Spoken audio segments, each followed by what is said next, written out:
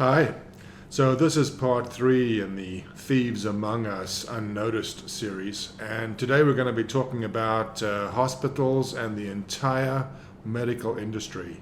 First, let's keep in mind that doctors are not gods and certainly don't have your interests entirely at heart.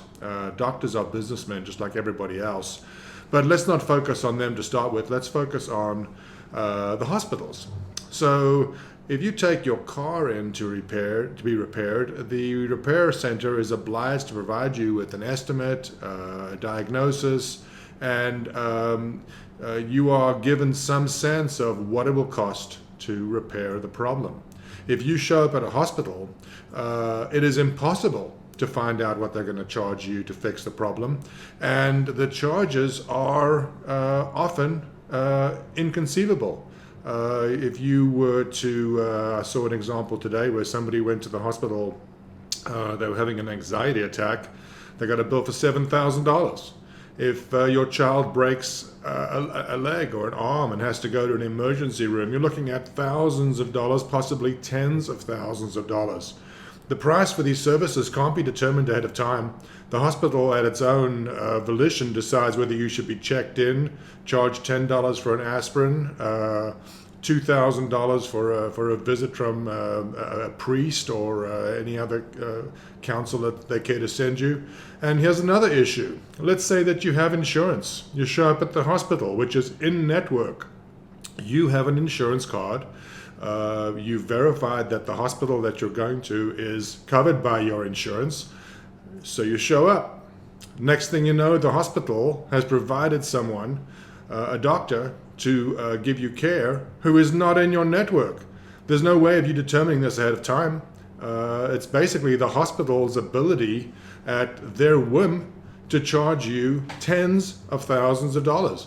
I believe medical expenses are the primary cause of homelessness these days, even beyond mental illness. The fact that the AMA and Congress are not working to represent us should not be a surprise. None of these entities represent us.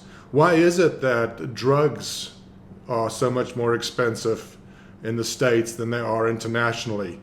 We get told, oh, well, we have to pay R&D costs. Well, why does the rest of the world not have to share in those R&D costs? Part of the reason is that we have insurance here. So we're not paying our own expenses. Some third party is paying it. We have no control over what that third party pays. But if you don't have insurance, you can quickly find yourself bankrupted by this medical industry. This is a country that spends far more, this being the USA, is a country that spends far more on medical care per capita than every other industrialized country, and yet our results are getting worse and worse. The life expectancy keeps dropping, even as medical expenses go through the roof. Why is it that this is not being brought under control? The AMA represents doctors, the American Medical Association, that is. They don't represent us. Nobody's representing us. This is part of the problem. This is maybe the biggest part of the problem.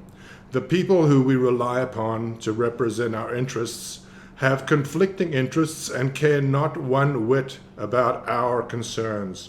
It's a money-grabbing exercise, and the medical industry is one of the prime examples of how things have gone badly wrong here. Good luck.